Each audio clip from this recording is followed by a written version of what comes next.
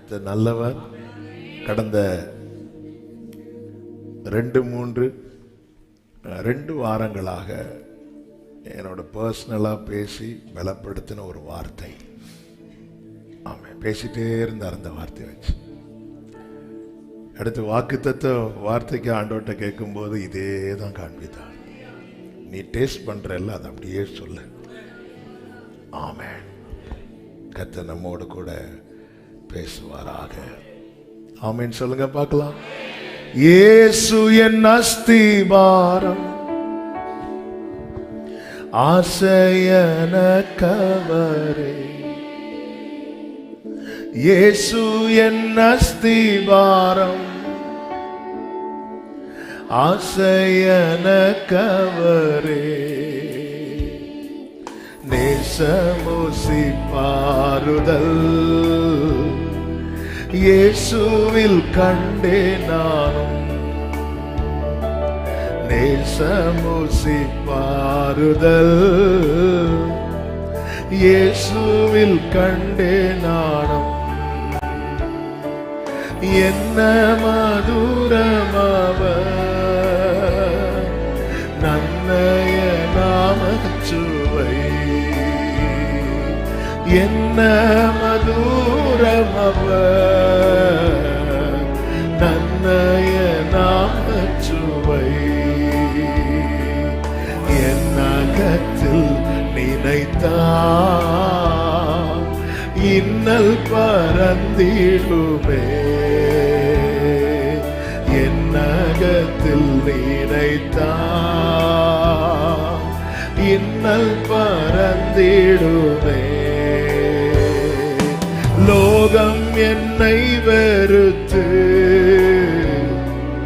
போவென்று சொல்லிடினோ. லோகம் என்னை எதிர்த்து போவென்று சொல்லிடினோ. சோகம் அடைவேனோ என் ஏகன் எனக்கு இருக்க. சோகமடைவேனோ என் ஏகன் எனக்கு இருக்க. என்னென்ன மாயலோக, என்னென்ன கண்ணல் என் மேல் வந்தாலும், கண்ணல் என் மேல் வந்தாலும், ஆமென். என்னென்ன கண்ணல் என் மேல் வந்தாலோ, முன்னும் பின்னுமாயிசு. வலது கரத்தை உயர்த்தி என்னை நடத்திடுவார். முன்னும் பின்னுமாயிசு என்னை. பாவத்தால் என்னில் வந்த, பாவத்தால் என்னில் வந்த சாபக்கரைகள் மாற்றி. நன்றி அப்பா. பாவத்தால் என்னில் வந்த சாபக்கரைகள் மாற்றி. சோபித நீதியுடை ஆபரணமாய்வார். சோபித நீதியுடை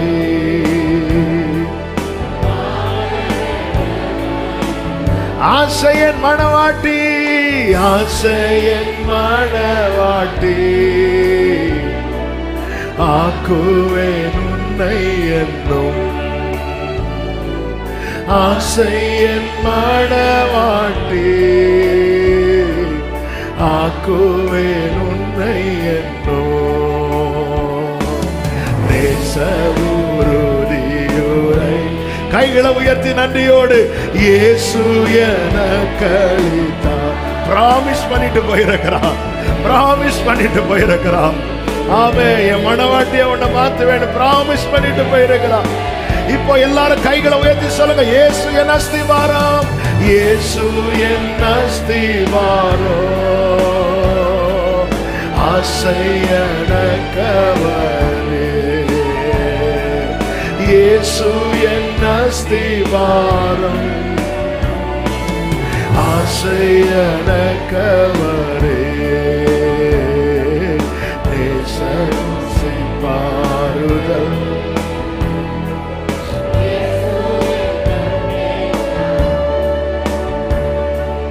நேசமுசிப்பாறுதல் இயேசுவில் நன்றியோடு உம்முடைய பாதத்தை முத்தமிட்டு பணிகிறோம்.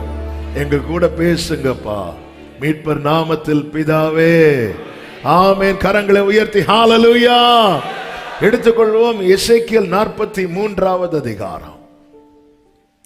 எசேக்கியேல் 43வது அதிகாரம் அதனுடைய 6வது வசனத்தை வாசிக்க கேட்கலாம். எசேக்கியேல் 43:6. அவர் ஆலயத்திலிருந்து என்னோட பேசுகிறதை கேட்டேன். அந்த புருஷன் என் அண்டையில் நின்றிருந்தா. கைகளை உயர்த்தி ஆமென் சொல்லுங்க பார்க்கலாம். என் அண்டையில் நின்றிருந்தார். என் பக்கத்தில் நிற்க பிரியப்படுகிற கர்த்தர். கடந்த நாட்களிலே கர்த்தருடைய ஆவியானவர் இந்த வார்த்தையை கொண்டு அதிகம் இடைபட ஆரம்பித்தார், பேச ஆரம்பித்தார். அது அப்படியே நான் எழுதுகிறேன், எழுதுனதை சொல்றேன்.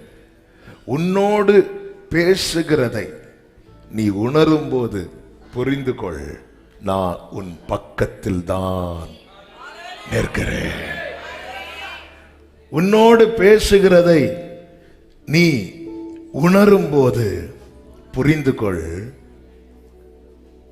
இந்த கூட்டத்தின் நடுவில் நான் உன் பக்கத்துல தான். ஒரு பிரசங்கம் கேட்கும் போது ஒரு ரேமா வந்து அடிக்கணும்ல அன்று சொல்றார். அப்ப நீ புரிஞ்சுக்கோ, நான் உன் பக்கத்துல தான். உங்க பக்கத்துல இருக்கிறவங்களை அப்படி 2 பேர் அப்படி பாருங்க பார்க்கலாம். சும்மா அப்படி பாருங்க. இதை விட க்ளோஸா நீங்க இருக்க முடியாம நெருக்கிட்டு இருக்கிறீங்களா?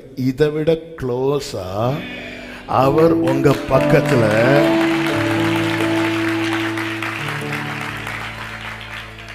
ஹல்லேலூயா.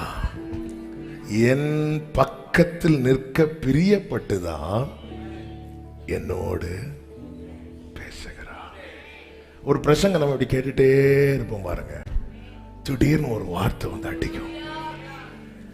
அப்படி அடிக்கும் போது கர்த்தர் எனக்கான வார்த்தை என்று நாம் எடுத்துக்கொள்ளுகிறோம், நம்ம கொண்டாடுகிறோம், அதை வச்சு நம்புறோம்.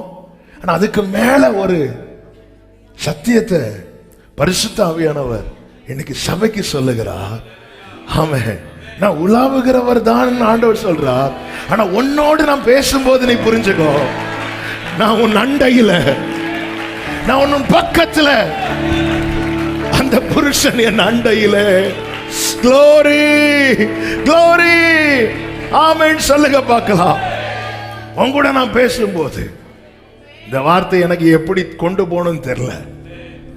ஆமென். ஆண்டவர் என் பக்கத்திலேயே நிக்கிறீங்களா? ஆமாப்பா, உன் பக்கத்துல நிக்கிறேன். நீ பைபிள் வாசிட்டே இருக்கும் போது நீ வாசிட்டு தான் இருக்கிற. திடீர்னு ஒரு வார்த்தை உன்னை சந்திக்குது தெரியுமா? கர்த்தர் உங்களோட பேசுறாருன்னு உணர்ற தெரியுமா? உடனே பாரு, அவர் உன் பக்கத்துல தான், அவர் உன் பக்கத்துல தான். ஓரி மாமா சந்தன பக்கரா ரிகமமரே, என் பக்கத்துல நின்னு என் கூட பேச விரும்புகிற. ஆமென் சொல்லுங்க பார்க்கலாம். என் பக்கத்துல நின்று. ஹல்லேலூயா. அடுத்த ஒரு வார்த்தை, உங்க பக்கத்துல யாரெல்லாம் நிற்க விரும்புறாங்க? லிஸ்ட் போடுங்க பார்க்கலாம். உங்க பக்கத்துல யாரெல்லாம் நிற்க விரும்புறாங்க? ஆமென். ஒரு பெண்ணும் பேப்பரும் தந்தா ஒரு 1/2 hour டைம் தாரேன், நீங்க எழுதுங்க. உங்க பக்கத்துல நிற்க விரும்புகிறவங்க, உங்க உறவுகள், நண்பர்கள், சொந்தங்கள், யாரெல்லாம் உங்க பக்கத்துல நிற்க விரும்புறாங்க அப்படி சொல்லிட்டு ஒரு பெண்ணும் பேப்பர் உங்க கையில தந்து ஒரு 1/2 hour கழிச்சு வாங்கினா நிறைய பேப்பர் எம்டியாகவே இருக்கும், எழுதப்படாததாகவே இருக்கும். ஆனா இன்னைக்கு சொல்றேன், அப்படி ஒரு பேப்பரும் பெண்ணும் உங்க கையில தந்தா உடனே எழுதுங்க. ஒரு புருஷன் என்னுடைய மணவாளன், என்னுடைய ஆத்ம நேச என் பக்கத்துல. ஆமென் சொல்லுங்க பார்க்கலாம். இன்னைக்கு நம்ம பக்கத்துல நிறைய பேர் இருக்கிறாங்க. நம்முடைய சூழ்நிலை நிறைய பேர் இருக்கிறாங்க. பக்கத்தில் இருக்கிறவர்கள் எல்லாம் நம் பட்சத்தில் இருக்கிறார்களா என்று கேட்டால் இல்லை. கூடவே இருந்து 3 மணிக்கு பேசாம இருக்கிறவங்களும் உண்டு, 3 நாள் பேசாம இருக்கிறவங்களும் உண்டு. ஒரே வீட்டில் தான் இருப்பாங்க, ஒரே இடத்துல தான் வேலை பார்ப்பாங்க, ஒரே சபையில தான் ஆராதிப்பாங்க. ஆனா பல ஆண்டுகளா அவங்களும் பக்கத்துல தான் இருக்கிறாங்க. இவர் பக்கத்தில் இருப்பது எதற்காக தெரியுமா? என் பட்சத்தில் இருக்க, எனக்கு ஃபேவரா, எனக்கு அனுகூலமா. சகரியா 3வது அதிகாரத்தில் ஆசாரியனாகிய யோசுவா பக்கத்துல 2 பேர் நின்னாங்க. முதலாவது யார் நிக்கிறா அப்படின்னா 1வது வசனத்துல வாசியுங்கள். அவர் பிரதான ஆசாரியனாகி யோசுவாவை எனக்கு காண்பித்தார். அவன் கர்த்தருடைய தூதனுக்கு முன்பாக நின்றான். சாத்தான் அவனுக்கு விரோதம் செய்ய அவன் வலது பக்கத்திலே நிக்கிறான். இப்போ பக்கத்துல நிக்கிறான். யார் நிக்கிறா? சத்தமா சொல்லுங்க. சாத்தான் நிக்கிறான். எதுக்கு நிக்கிறான் தெரியுமா? விரோதம். சிலர் சொல்லுவாங்க தெரியுமா, கூடவே இருந்து குழிய தோண்டிட்டான், குழி பறிச்சுட்டானா. கூடவே இருந்து அவன் பக்கத்துல இருக்கிறவங்க எல்லாம் நமக்கு ஃபேவரா இருப்பாங்களான்னு கேட்டா இல்ல. இங்க ஒருத்தன் பக்கத்துல இருக்கிறான். பக்கத்துல இருந்து என்ன பண்றான்னா, எப்படிடா இவனை தாவீது சொல்றாரு, என்ன நல்லா விசாரிக்க வர்றது மாதிரி வந்து என் பக்கத்துல உட்காந்து எல்லாம் தெரிஞ்சு வெளியே போய் தூற்றுகிறான். விரோதம் செய்ய பக்கத்துல இருக்கிறான். ஆனா கர்த்தர் என்ன செய்கிறார் தெரியுமா? அந்த சாத்தானை கடிந்து அப்புறப்படுத்தி, இந்த சாத்தான் ஏன் இவன் பக்கத்துல வந்து நிக்கிறான் என்பதை பார்த்து அவனை நிக்க விடாம பண்ண இந்த யோசுவாக்கு என்ன செய்யணும் அதை செய்கிறார். அடுத்த வசனத்துல நீங்க பாத்தீங்கன்னா 2வது வசனத்துல சொல்லப்பட்டிருக்கிறது, அப்பொழுது கர்த்தர் சாத்தானை நோக்கி, கர்த்தர் உன்னை கடிந்து கொள்வாராக. சாத்தானே, எருசலேமை தெரிந்து கொண்ட கர்த்தர் உன்னை கடிந்து கொள்வாராக. இவன் அக்கினி நின்று தப்புவிக்கப்பட்ட கொள்ளி அல்லவா. நல்லா புரிஞ்சுக்கோங்க. தேவனால் காக்கப்பட்டவனுக்கு விரோதம் செய்ய பிசாசானவன் வந்துட்டானா கர்த்தரால பார்த்துட்டு இருக்க முடியாது. என்ன சொல்றார் பாத்தீங்களா? எருசலேமை தெரிந்து கொண்ட கர்த்தர் உன்னை கடிந்து கொள்வாராக. இவன் நீ யார் கதையை முடிக்கணும்னு நினைக்கிறியோ, இவன் நீ யார விழத்தலன்னு நினைக்கிறியோ, இவன் அக்கினி நின்று தப்புவிக்கப்பட்ட கொள்ளி அல்லவா. தீ எரிஞ்சிட்டே இருக்கும்போது ஒரு விறக அப்படி உருவி எடுக்கிறது மாதிரி இவன் தப்புவிக்கப்பட்டவன். யோசுவாவோவெனில் அழுக்கு வஸ்திரம் தரித்தவனாய் தூதனுக்கு முன்பாக நின்றிருந்தான். அவர் தமக்கு முன்பாய் நிற்கிறவர்களை நோக்கி, இவன் மேல் இருக்கிற அழுக்கு வஸ்திரங்களை களைந்து போடுங்கள் என்றார். பின்பு அவனை நோக்கி, பார், நான் உன் அக்கிரமத்தை உன்னிலிருந்து நீங்க செய்து உனக்கு சிறந்த வஸ்திரங்களை தரிப்பித்தேன். அவன் சிரசின் மேல் சுத்தமான பாகையை வைப்பார்களாக என்றார். அப்பொழுது சுத்தமான பாகையை அவன் சிரசின் மேல் வைத்து அவனுக்கு வஸ்திரங்களை தரிப்பித்தார்கள். கர்த்தருடைய தூதன் அங்கே நின்றார். ஆமென். ஒருத்தன் வந்து நிக்கிறது விரோதம் செய்ய, கர்த்தர் அவனை அப்புறப்படுத்தி அவனுக்கு அனுகூலம் செய்கிறவரை அவன் பக்கத்துல.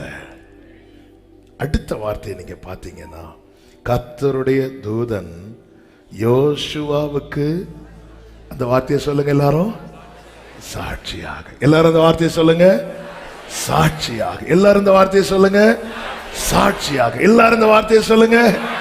அதை நான் இப்படி சொல்ல விரும்புகிறேன். எனக்கு அனுகூலம் செய்ய என் பக்கத்தில் நிற்கிறவர் என்னை சாட்சியாக நிறுத்துவார்.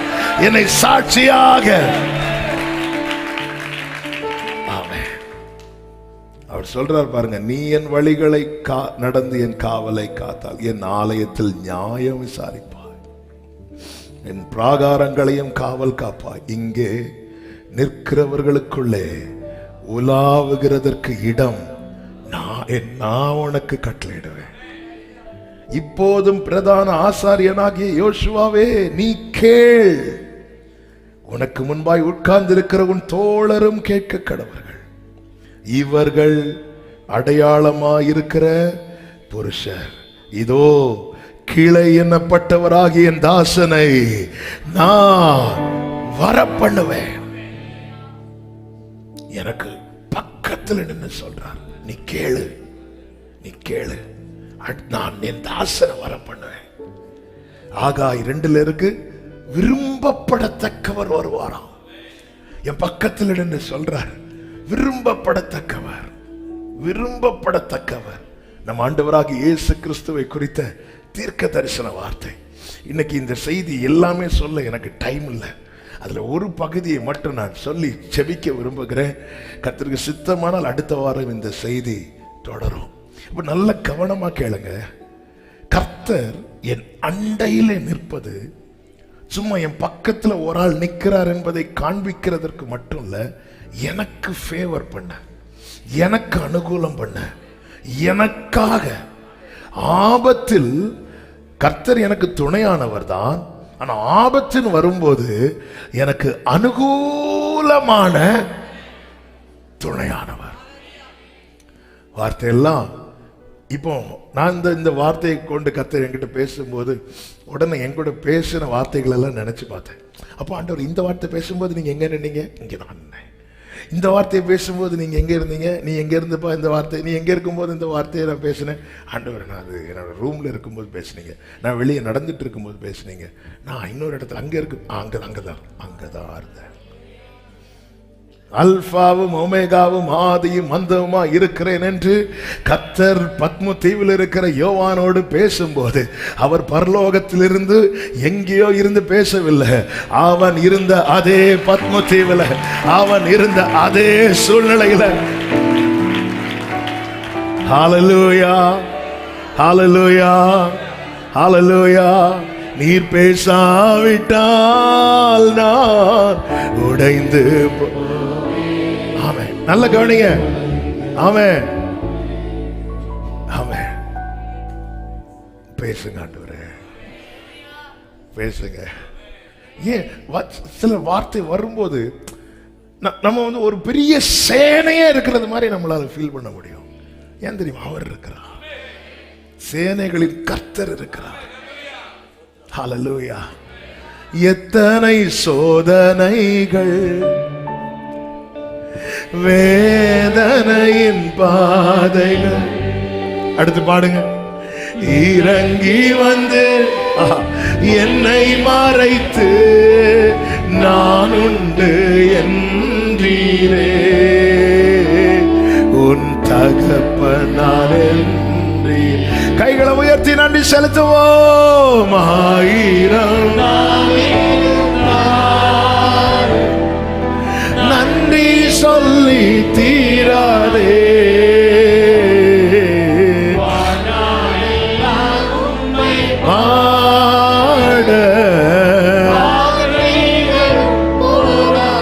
நான் உள்ளளவும் நான் உன்னதர் இயேசுவே, நான் உள்ளளவும் துதிப்பேன். நான்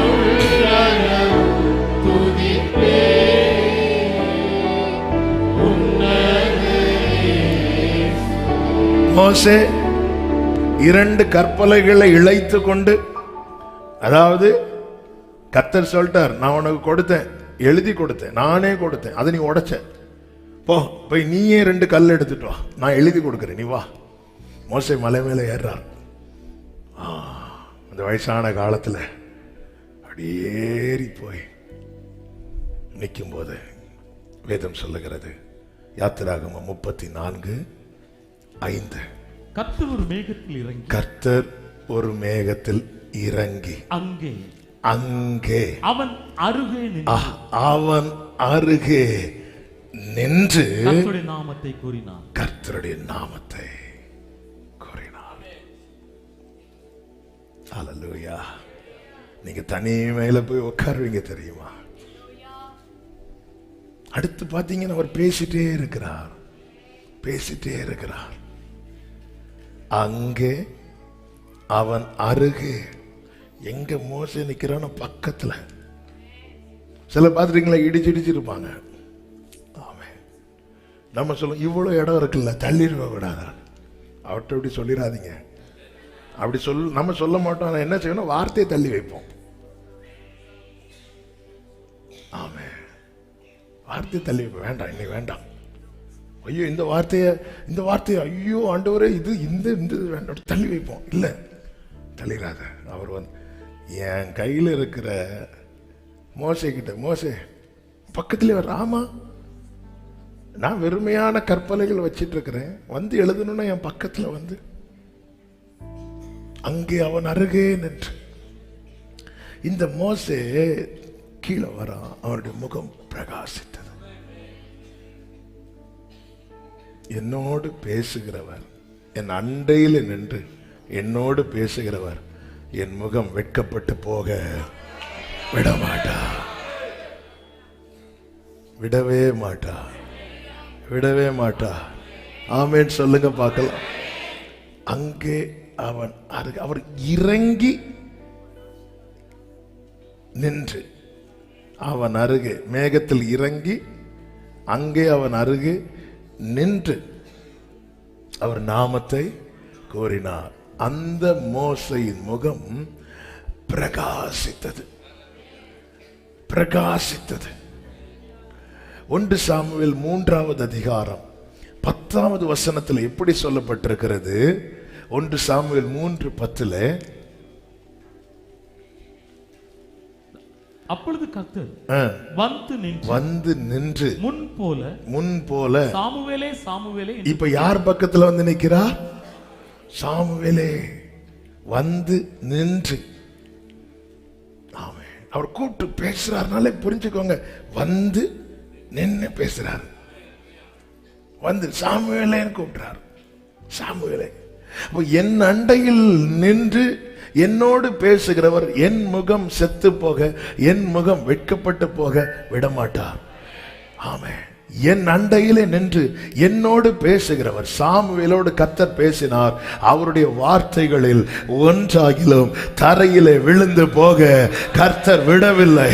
அப்படி என்றால் என் அண்டையிலே நின்று என்னோடு பேசின அவருடைய வார்த்தையில ஒன்றாகிலும் எல்லாம் நிறைவேறும். ஆமென். மோசே கோபத்துல அந்த கல்லை உடைச்சிட்டார் தெரியுமா? உடைச்சிட்டார். திருப்பி கல்லை எடுத்துட்டு வான்னு சொல்லிட்டு அதே எழுதி கொடுக்கிறார். அதே எழுதி கொடுக்கிறார். திருப்பி வா மோசே, அதே எழுதி கொடுக்கிறார். அது நிறைவேறும். எப்படி ஆண்டவரே? ஆண்டவர் நான் எப்படி ஆண்டவரை நம்ப? அதுதான் கர்த்தர் சொல்றா, நான் எங்கேயோ இருந்து உன்கிட்ட பேசல. எனது வார்த்தையை சொல்லும் போது இவங்க கூட பேசின வார்த்தைகள் எல்லாம் உங்க நினைவில் அப்படி ஓடட்டும். எந்த சிச்சுவேஷன்ல இந்த வார்த்தையை பேசினார், அந்த சிச்சுவேஷன்ல அவர் உங்கள் பக்கத்துல நின்று. ஆண்டவர், நான் கோபத்துல அந்த கல்லை தூக்கி போல உடைச்சிட்டேன், நான் ஓங்கி பைபிளை அடைச்சிட்டேன், இதெல்லாம் என் வாழ்க்கையில் எங்க நிறைவேறும். மோசே திரும்பி வா, வேற எழுதி தருவீங்களா? அதுதான் எழுதி தருவேன், அதுதான் எழுதி தருவேன். ஆமென். அதுதான் எழுதி தருவேன். மோசேயை கோலை கீழே போட சொன்னார். கீழே போடு. அது தேவனுடைய கோலா மாறிச்சு. தேவனுடைய கோலா மாறிச்சு. அதுல என்ன நடந்துச்சு? ஒரே ஒரு காரியம் தான் மோசே பார்க்கிறான். எரிகிற முச்செடிக்கு முன்பதாக என்ன பார்க்குறேன் அப்படின்னா ஒரு அற்புதம் நடக்குது. இந்த கோலை போட்டு ஒன்று நடக்குது, பாம்பா மாறுது, அதை தொட்டதும் திருப்பி கோலா மாறுது. மோசே அதை எடுத்துட்டு போ ஆண்டவர், இந்த ஒன்றை வச்சு நான் என்ன செய்வேன் ஆண்டவரே? சும்மா பாம்பையே காட்டிட்டு இருக்க முடியுமா? இந்த ஒன்றை வச்சு நான் என்ன செய்வேன்? மோசே நீ எடுத்துட்டு போ. உன்னை என் பக்கத்தில் நிறுத்தி நான் இவ்வளோ பேசியிருக்கிறேன். நான் உனக்கு கொடுத்த தேவனுடைய வார்த்தையை நீ எடுத்துட்டு போ. அவன் எடுத்துட்டு போகும்போது கர்த்தர் அவன்கிட்ட சொன்ன வார்த்தை என்ன தெரியுமா? 4:21 யாத்திராகமம் 20:21 வாசிங்க. அப்பொழுது மோசே தன் மனைவியையும் தன் பிள்ளைகளையும் கழுதையின் மேல் ஏற்றிக்கொண்டு எகிப்து தேசத்துக்கு திரும்பினான். தேவனுடைய கோலையும் மோசே தன் கையிலே பிடித்துக்கொண்டு போனான். நல்லா புரிஞ்சுக்கோங்க. எப்போ மோசே தேவனுடைய கோலை பிடித்து கொண்டு போனானா உடனே கர்த்தர் அடுத்து பேசுறார். என்ன பேசுறாருன்னா 21வது வசனம். அப்பொழுது கர்த்தர் மோசேயை நோக்கி எகிப்திலே திரும்பி போய் சேர்ந்த பின் நான் உன் கையில் அளித்திருக்கிற அற்புதங்கள் யாவையும், ஹலோ, நான் உன் கையில் தந்திருக்கிற என் கோலைன்னு சொல்லல. உங்களுக்கு கொடுத்த அந்த ஒரு வார்த்தைக்குள்ள நீங்க எதிர்பார்த்த ஒரு வழி அடைஞ்சிருக்கலாம். ஆனா அதுக்குள்ள நிறைய அற்புதங்கள் இருக்கிறது, அநேக. அதனாலதான் நீ அதை எடுத்துக்கோ. நான் உன் கையில். ஏன்னா நம்ம ஒண்ணு நினைச்சிட்டு இருக்கிறோம், அதே மாதிரி நடக்காததும் அந்த வார்த்தை அவ்வளவுதான் நிறைவேறாது. இல்லப்பா, அதுக்குள்ள அது ஜீவன். அதுக்குள்ள நான் உன் கையில் அளித்திருக்கிற அற்புதங்கள் யாவையும் பார்வோனுக்கு முன்பாக, இந்த வார்த்தைக்கு பார்வோனுக்கு முன்பாக செய்யும்படி எச்சரிக்கையாயிரு. ஏன்னா நீ வார்த்தையை படிச்சுட்டு போறேனாலே உன் முன்னாடி பார்வோன் நிப்பான். ஆமே. ஏன்னா நீ தேவனுடைய கோலை பிடிச்சு, நீ தேவனுடைய கோலை கீழே போட்டு நின்னா பிரச்சனையே கிடையாது. ஆனா இதுக்காகவா மோசே நீ காக்கப்பட்டாய்? டேவிட் ஒரு மெசேஜில் சொல்லும்போது ஆமே ஒரு காரியத்தை சொல்லுவாப்புல, மோசே நீ போக மாட்டேன்னு சொல்ற, உன் ஸ்டேஜில் உள்ள பிள்ளைங்க யாராவது வீட்டில் இருக்கிறாங்களான்னு போய் பாரு. யாரும் இல்லை. ஏன் இல்லை? எல்லாரும் எங்க தூக்கி போட்டாங்க? நைல் நதியில் தூக்கி போட்டாங்க. நைல் நதியில் தூக்கி போட்டாச்சு. ஒன்றை மட்டும் எடுத்து காப்பாற்றி கொண்டு வந்தது ஆண்டவரே. நான் இங்கே வனாந்திரத்தில் 4 ஆடை மேய்ச்சிட்டு அப்படியே போறேன். தேவனுடைய கோலை எடுத்த என்னாகும்? பார்வோன் நிற்பான், சிவந்த சமுத்திரம் நிற்கும். ஆண்டவரே, நான் வசனத்தை தெரியாம நம்பிட்டேனோ? இல்ல மோசே, நீ பார்த்தது கொஞ்சம். மோசே, பார்க்க போறது நிறைய. நீ பார்த்தது கொஞ்சம். நீ பார்த்தது கொஞ்சம் கூட இல்ல, ஒண்ணு பார்க்க போகிறது. எத்தனை பேர் நம்புறீங்க? இயேசுவை நம்புவே நாளெல்லாம்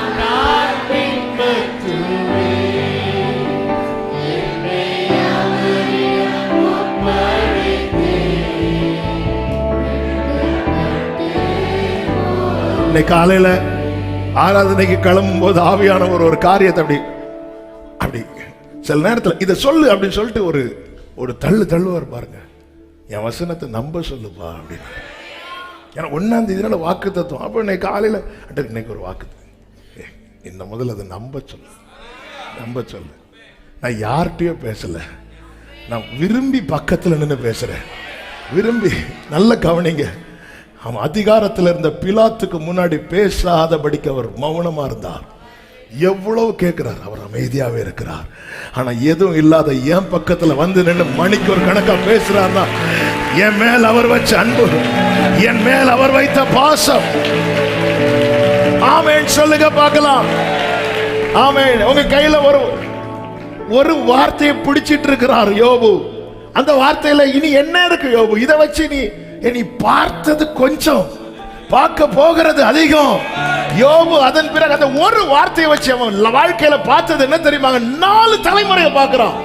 முன்னிலைமையை பார்க்கலும் பின்னிலைமை அதிகமா இருக்கிறத பார்க்கிறான். விட்டு போனவங்க, பரியாசம் பண்ணவங்க எல்லாம் தேடி வரத பார்க்கிறான். ஹல்லேலூயா, ஹல்லேலூயா. நான் உன் கையில் அளித்திருக்கிற அற்புதங்கள் கொடுக்க வார்த்தைய ஆமை மோசை மாதிரி உடைச்சிட்டு நிக்கிறீங்களா? இல்ல அது அழியாது. வானமும் பூமியும் ஒளிந்தாலும், ஏன்னா கர்த்தர் மோசேயின் இடத்திலே இறங்கி வந்து கொடுக்கிறார். நம்ம கிட்ட இறங்கி வந்து, ஆமென் சொல்லுங்க பார்க்கலாம். சாமுவேல்ட்ட வந்து நின்று ஹல்லேலூயா சாமுவேலே அப்படிங்கிறார். ஏலிக்கு ஏலி பக்கத்து ரூம்ல சாமுவேலே அப்படின்னு கூட்டா மொத்தமே இஸ்ரவேலே எழும்பி இருக்கும். மெதுவா கூட்டு சாமுவேலே. சில நேரத்தில் ராத்திரி நேரத்தில் நம்ம கிட்ட கர்த்தர் பேசும்போது அப்படி அழுதுட்டு அப்படி பார்த்தா மனைவி பிள்ளை எல்லாம் தூங்கிட்டு இருப்பாங்க. அப்படி மைல்டா எலியா சொல்ற மெல்லிய சத்தம், எலியாவே ஜான்சன். சிலத்துல அப்படி கத்தி அழனும் போல இருக்கும். பார்த்தா எல்லாம் தூங்கிட்டு இருப்பாங்க. ஐயோ இவருக்கு ஏதோ ஆயிட்டுன்னு சொல்லிட்டு எழும்பிட்டாங்கன்னா சாமுவேலே அவ்வளவுதான். ஹல்லேலூயா ஹல்லேலூயா. அன்பு காட்டி வளர்த்தத பார்த்தா அம்மானு கூப்பிடு, அறிவு ஊட்டி வளர்த்தத பார்த்தா அப்பானு கூப்பிடுவே, என்ன கொஞ்சுவத கெஞ்சுவத பார்த்தா அம்மானு கூப்பிடுவே, என்ன ஆற்றுவத தேற்றுவத பார்த்தா அப்பானு கூப்பிடுவே, உம்மை அப்பானு கூப்பிடுவே, உம்மை அம்மானு கூப்பிடுவே, உம்மை அப்பானு கூப்பிடுவே. ஆமென்.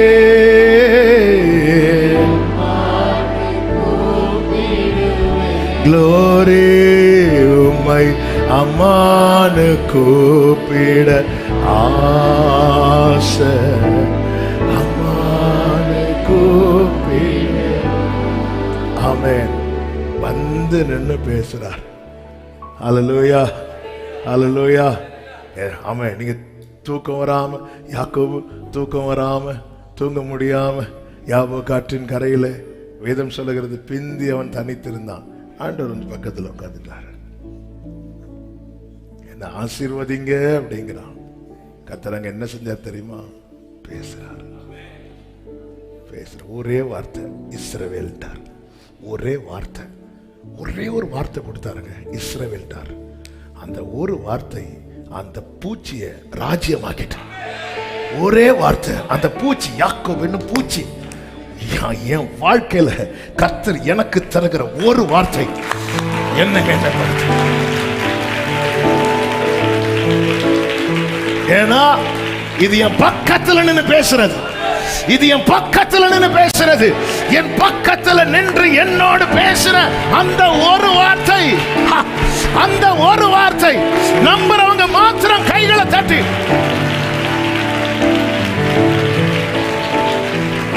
இன்னைக்கும் நிக்குது. பூச்சின்னு அது அழிஞ்சிருக்கும். இந்த பூச்சிக்குள்ள வார்த்தையை வச்சு ராஜ்யமாக்கிட்டான், ராஜ்யமாக்கிட்டான்.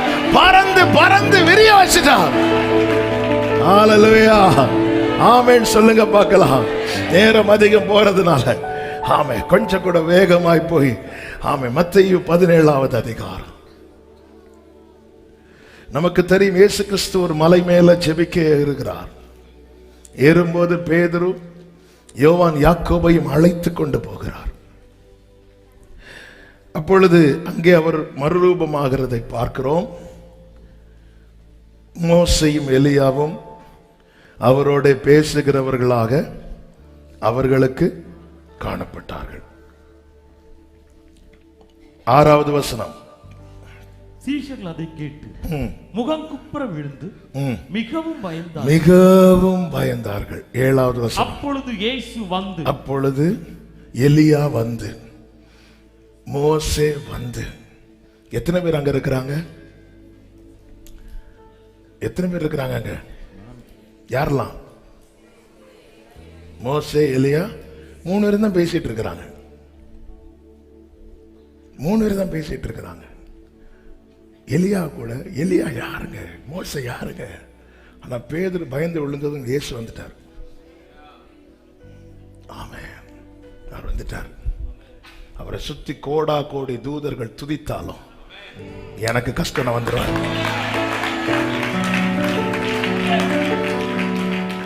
வந்துட்டார் இயேசு. வந்து அவர்களை தொட்டு. மோசே ஓடி வந்தாரா? எலியா ஓடி வந்தாரா? பாஸ்டர் ஓடி வந்தாங்களா?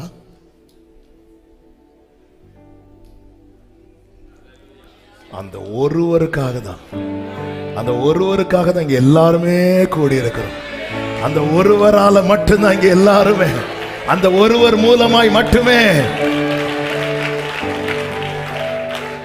இயேசு வந்துட்டார். வந்து தொட்டு. பயப்படாத, பயப்படாத. உடனே அடுத்த வசனத்தை வாசிங்க. அவர்கள் தங்கள் கண்களை ஏறெடுத்து அவர்கள் தங்கள் கண்களை ஏறெடுத்து பார்க்க இயேசுவை தவிர வேறு ஒருவரையும் காணவில்லை. வேறு ஒருவரையும். ஆமென்.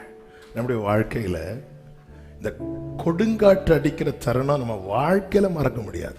ஆனா அந்த தருணத்துல கொஞ்சம் நீங்க யாரெல்லாம் இருந்தாங்கன்னு பார்த்தா இந்த வசனம் தான்.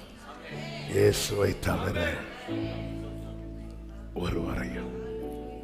அந்த புருஷன் என் அண்டையிலே நின்றிருந்தார். அப்ப எலியாவும் மோசே எங்க போயிட்டாங்க? எங்க போனாங்க? பக்கத்து வீட்டுக்கு மகிமையில போயிட்டாங்க. எலியாவும் மோசே போயிட்டாங்க. நல்ல கவனிங்க. இந்த பக்கம் எலியா மோசே, இந்த பக்கம் பேதுரு யோவான் யாக்கோபு. பேதுருன்னு வச்சிரு, பேதுரு நடுவுல இயேசு. அவர் டைம் வரும்போது இவங்க மேலே போறாங்க, இவங்க எங்க போனோம்? அடுத்து கீழே போனோம். நாம் அந்த இடத்துல இருந்திருந்தால் எலியா மோசே கூட மேலே போயிருப்போமா? பேதுரு கூட கீழே வந்திருப்போமா? பேதுருவே சொல்றாரு இங்கேயே இருக்கிறது இயேசு. பார்த்தீங்களா? அவங்க கூட அப்படி போகாம அப்பா நேச பிள்ளைன்னு சொன்னதுக்கு அப்புறமும் பேதுரு கூட கீழே இறங்கி வராரு. அந்த புருஷன் என் அண்டையில நின்றிருந்தார். என்னவா ஆக்கணும்னு அவர் மனசுல வச்சிருக்கிறாரோ அதை செய்து முடிக்காம, ஆண்டவரே நீங்க போகலையா? ஆண்டவரே நான் போன ஒன்னையும் கொண்டுதான் போவேன், அதுக்கு செய்ய வேண்டியதை செஞ்சுட்டு தான் போவேன். ஆமென். நான் போனா ஆமென். மலையாளத்தில் நின்னையும் கொண்டே நான் போகும். ஆமென். நான் போனா ஒன்னையும் கொண்டு தான் போவேன். எலியா போறா ரதத்துல கூட. இவ்வளவு நாள் ஒட்டிட்டு இருந்த எலிசாவை எலியாவால கொண்டு போக முடியல. ஒரு சால்வையை போட்டுட்டு போனா. ஆனா நீ ஏன் கூட ஒட்டி 3.5 வருஷம் ஆச்சு. நான் போனா glory. ஆமென். நித்திய கன்மலையே, அசையாத பர்வதமே, அரணான கோட்டையே,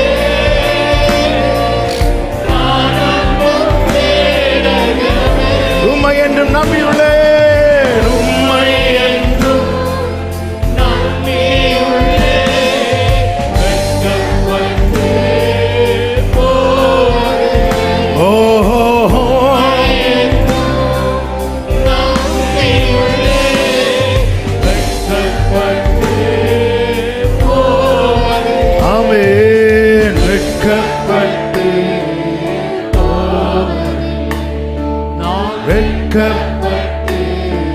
மோசே கூடவே யோசுவா கடைசியில மோசே போகும்போது யோசுவாக்கு பை சொல்லிட்டு போயிட்டான்.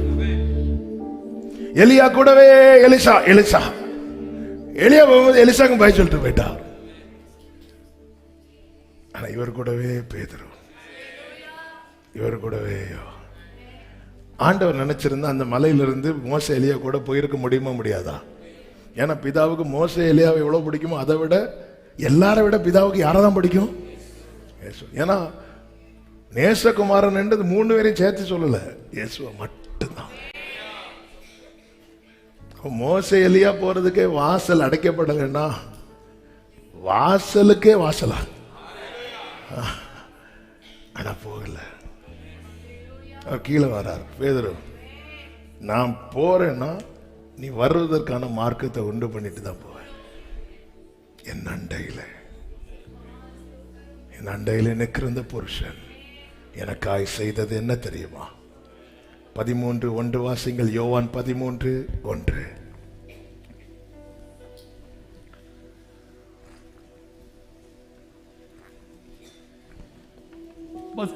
தாம் இவ்வுலகத்தில் இருக்கிற தம்முடையவர்களிடத்தில் அன்பு வைத்தபடியே முடிவு பரியந்தமும் அவர்களிடத்தில் அன்பு வைத்தார். அதாவது ஒருத்தங்களால நமக்கு கஷ்டம்னு வைங்களேன், நமக்கு அவங்க மேல இருக்கிற அன்பு கூட அதுக்கு வாய்ப்பே கிடையாது.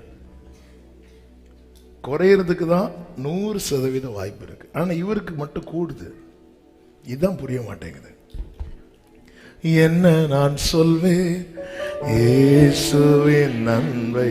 அப்போ அதுல பாத்தீங்கன்னா யூதாஸ் மேல வச்ச அன்பை கடைசி வரை வச்சுட்டார், கடைசி வரை நீட்டிட்டார். ஏன்னா காலங்கள் அவர் கையில் இருக்கு. இவனை இவ்வளவு காலம் தான் நேசிக்கணும். இந்த ராத்திரியோட இவனோட இருக்கிற எல்லா தொடர்பையும் கட் பண்ணிடணும். சிலர் பார்த்துருக்கீங்களா, அப்படி அவ்வளோதான். ஏதாவது கோவம் வந்துட்டுனா உடனே நம்பர் டெலிட், நம்பர் பிளாக், அவ்வளோதான். அடுத்த நாள் பாஸ் வந்தோன்னா அப்படியே அன்பிளாக். மொபைலில் இவங்க ஹார்ட் ஆப்ரேஷன் பண்ணிட்டு இருப்பாங்க. இப்படி எத்தனை பிளாக் பண்ணியிருக்கிறாங்க, எத்தனை பிளாக் எடுத்து விட்டுருக்கிறாங்க. ஆண்டவர் பாருங்க, முடிவு வரையந்தான். இந்த பேதுரு மறுதளிக்க போறான் தெரிஞ்சு லவ்வை குறைக்கல, லவ்வை கூட்டுறாரு. அப்படி அன்பை கூட்டி வழங்கினதுனால தான் இன்னைக்கு நம்ம கூடி இருக்கிறோம். ஆமென். இல்லைன்னா என்னுடைய செயலின்படி கர்த்தர் அன்பு கூர்ந்திருப்பார் என்றால், ஆமென், அவரால் நான் சிலுவையில் அறையப்பட்டிருப்பேன். அப்படியே பார்த்துட்டாரு. அப்படியே எல்லாரையும் பார்க்கிறாரு. எல்லாரும் அவரை விட்டுட்டு ஓடுவாங்கன்னு அவருக்கு தெரியும். அதனால முடிவு பரியந்தான் தாம் தம்முடைய பிதாவினிடத்துக்கு போகும்படியான தம்முடைய வேலை வந்ததென்று அறிந்து கொஞ்ச காலம் இருக்க போறோம் அப்படின்னு வந்ததும் கடைசி வரை லவ் பண்ணிடுவோம், எல்லாரையும் நேசிடுவோம். ஆமே, நம்ம சிலர் நேசிக்காம இருக்கிறத பார்த்தா நம்ம ஏதோ 200 நோவா மாதிரி 500 வருஷம் இருக்கிற மாதிரி நினைப்பு. கொஞ்ச காலம் இருக்க போறாங்க, எல்லாரும் நேசிடுவோம். ஆமே, சில பார்த்துருக்கீங்களா, நம்ம யாக்கோ மாதிரி, கொஞ்சம் பசியா இருக்குப்பா, எனக்கு சாப்பாடு தருவியா? நான் சாப்பாடு தந்தா நீ உன் சொத்தை எனக்கு தருவியா? சேஷ்ட புத்திர பார்க்கும். நான் உனக்கு சாப்பாடு தந்தா நீ எனக்கு தருவேன் தரு. அப்போ என்ன, நான் நல்லா சாப்பிடு. ஐயோ, இன்னும் கொஞ்சம், இன்னும் கொஞ்சம்.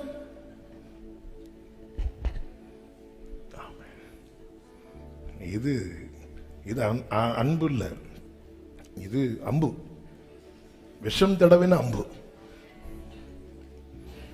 ஆமா, முடிவு பரியந்தம் நாம் ஆண்டவரிடத்திலிருந்து அன்பை வாங்கி இருக்கிறோம். அதை மற்றவர்களுக்கு கொடுக்கணும். நமக்கெல்லாம் யோவான் 3:16 நல்லா தெரியும். யோவான் 3:16 என்ன?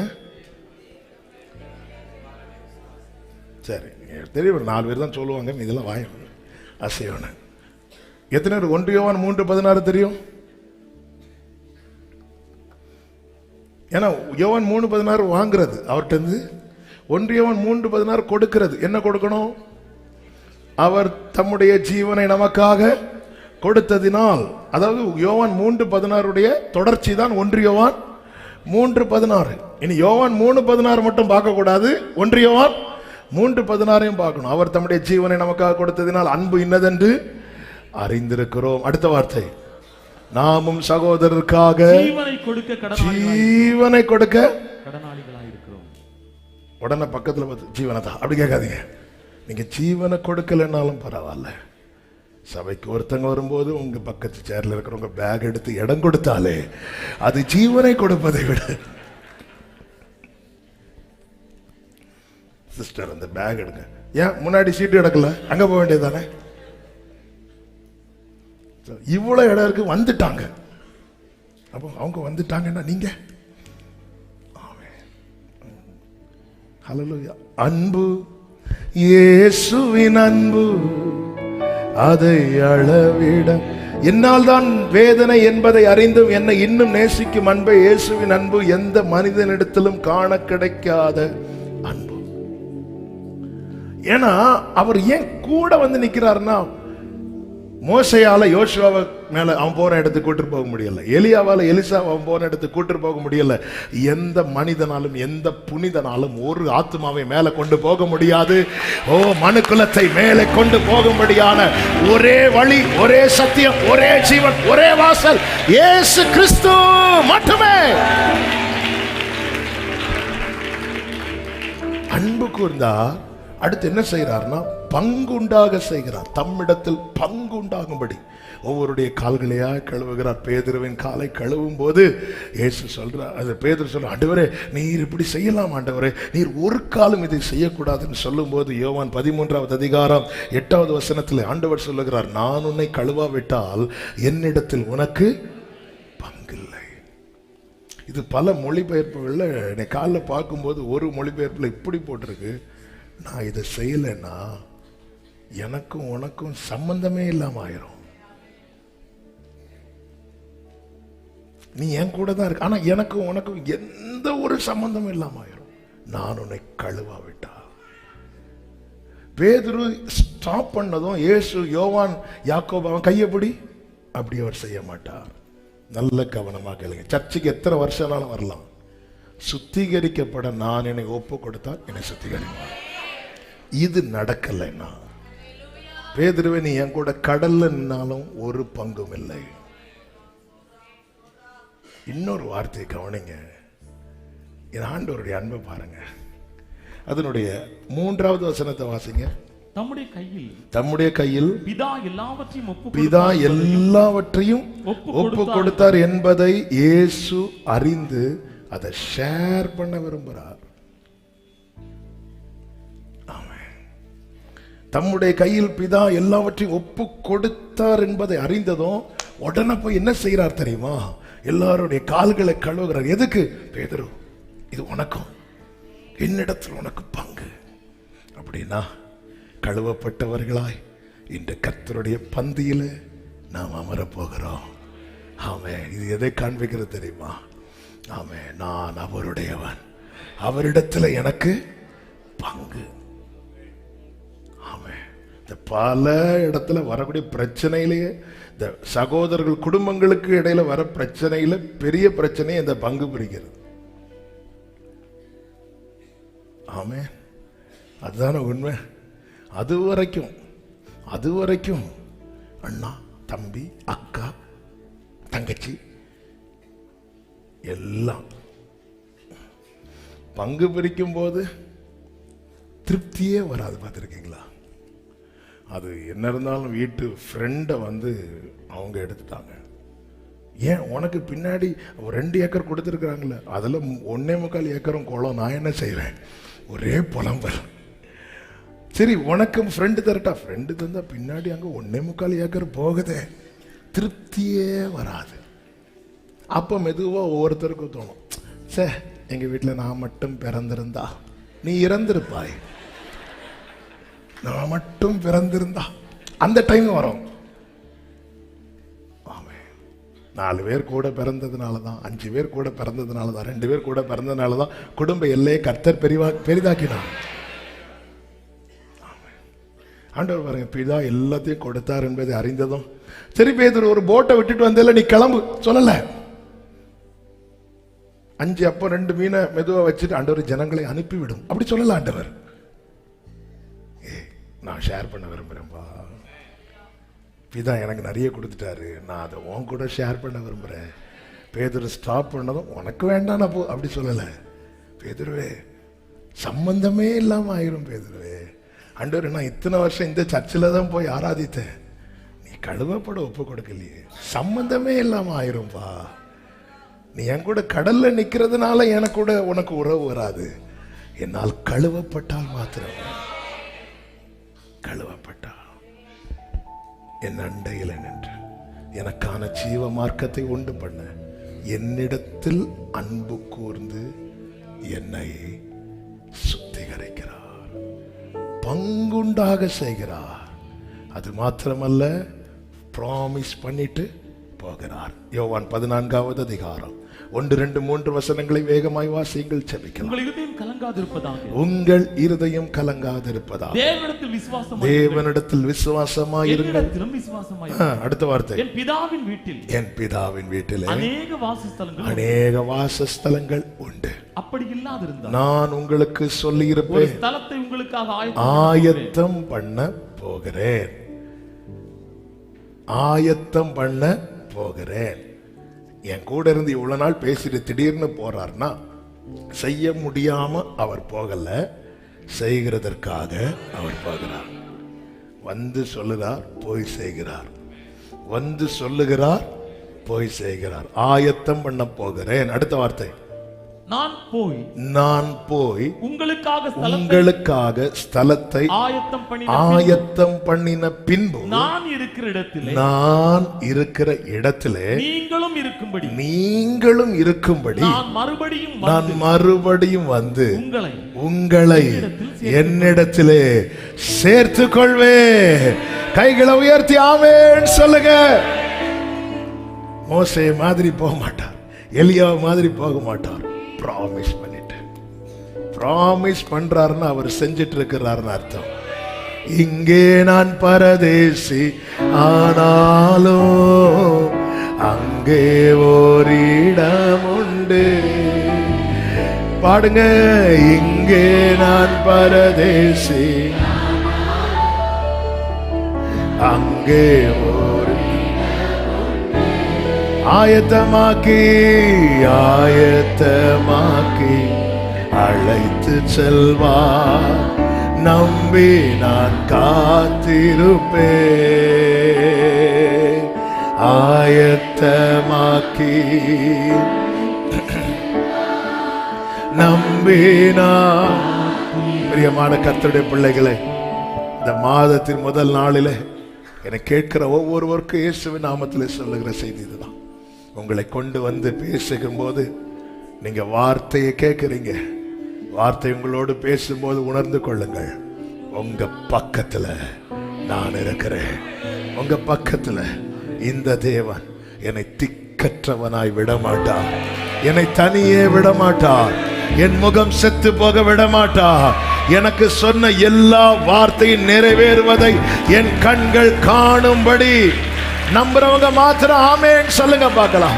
எல்லாரும் அப்படியே கண்களை மூடி இயேசுவை நம்புவே, நாளெல்லாம் நான் பின்பற்றுவே.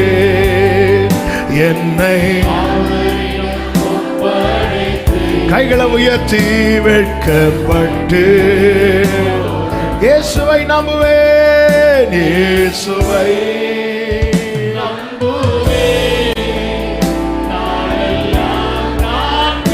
சகமமலரோ என்னை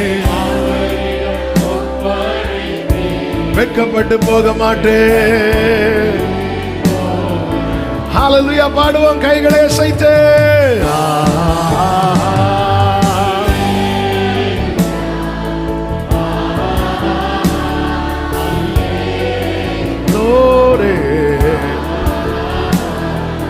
சமமகர பபல துடரா.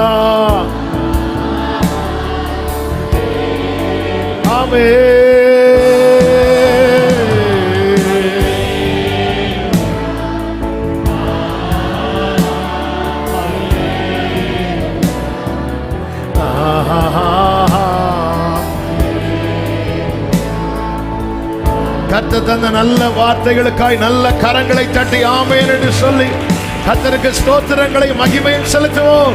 ஸ்தோத்திரம் ஸ்தோத்திரம் ஸ்தோத்திரம் ஸ்தோத்திரம் ஸ்தோத்திரம் ஸ்தோத்திரம்.